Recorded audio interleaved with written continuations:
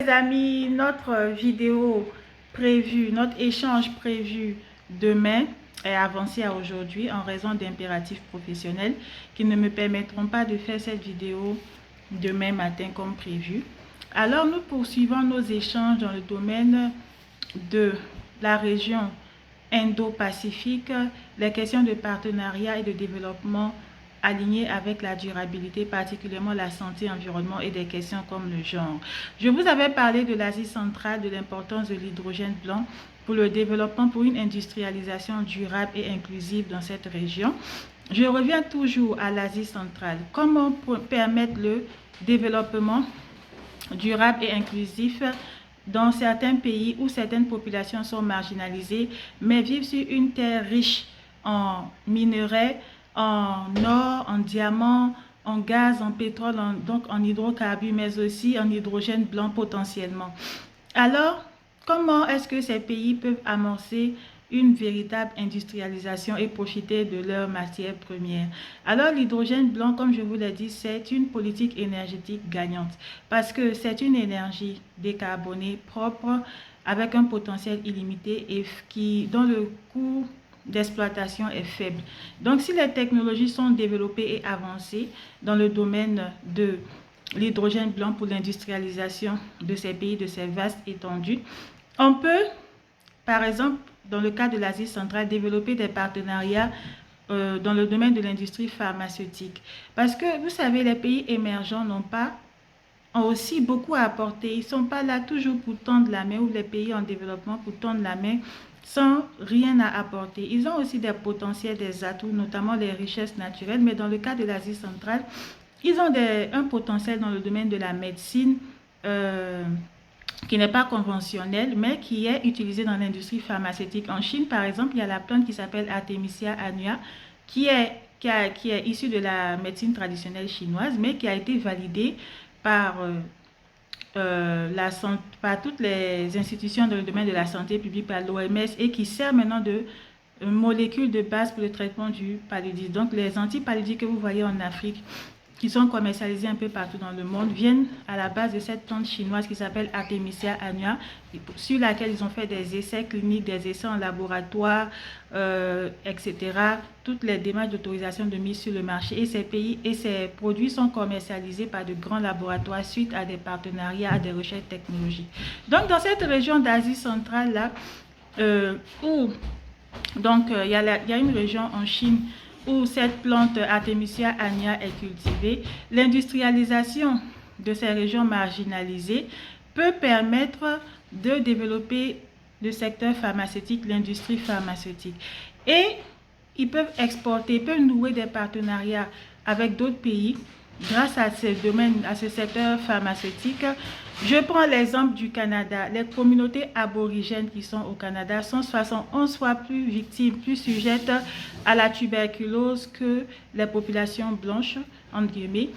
Et ces populations aborigènes, pourquoi elles sont plus sujettes, plus victimes de la tuberculose? Parce qu'elles vivent proches de la nature, d'un environnement naturel où souvent il y a beaucoup de relations de cause à effet en lien avec l'approche One Health, la santé, environnement, qui les expose à des maladies comme la tuberculose multirésistante.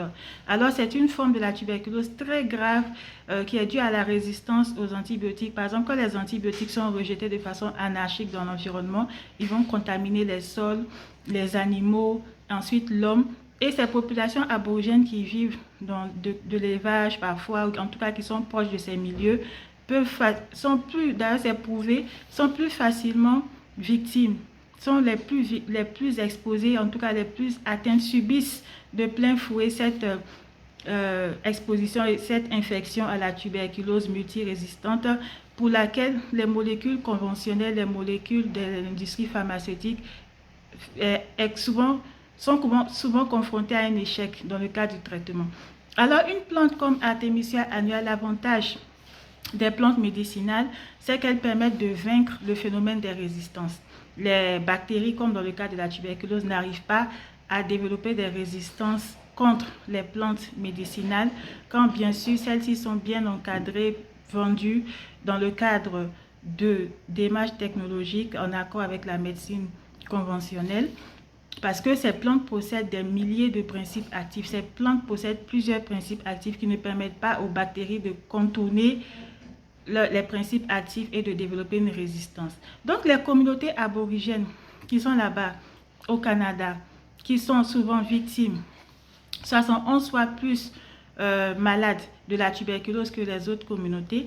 Si des pays d'Asie centrale, dans certaines régions où cette plante Artemisia annua est cultivée, si grâce au potentiel de l'hydrogène blanc, on arrive à les aider à développer une industrie pharmaceutique, ils peuvent exporter, il y a plusieurs débouchés, il y a un marché potentiel et ils peuvent donc développer leur région en exportant, en exploitant cette richesse qu'est les plantes comme Artemisia annua. Ça, ce n'est qu'un exemple du potentiel de ce genre, de ces régions, des partenariats qui peuvent nouer. Cela va leur permettre de nouer d'autres partenariats avec ces pays comme le Canada, avec des décideurs politiques, des décideurs publics qui peuvent les aider en retour à développer leur région dans d'autres domaines, dans le domaine de la santé et même dans le domaine de l'industrialisation autour de l'exploitation, de l'exploration de la région, de l'exploitation de l'hydrogène blanc. Ensuite, quels partenariats ils peuvent développer avec l'Afrique? Parce que je n'oublie pas l'Afrique, je suis une Africaine. Dans le domaine, une fois qu'on les aide à développer une industrialisation grâce à une politique énergétique autour de l'hydrogène blanc, ils peuvent exporter des produits high-tech en Afrique. Il y a des pays d'Afrique qui sont dans cette région Indo-Pacifique où il y a un grand potentiel, il y a un grand marché, un grand débouché pour des produits high-tech qui peuvent être fabriqués dans ces pays d'Asie-là grâce à leur avancée technologique, grâce, si on les aide, si on les appuie dans le domaine d'une industrialisation durable qui va leur permettre de valoriser leurs matières premières, leur potentiel et de nouer des partenariats en ayant l'industrialisation pour fil conducteur.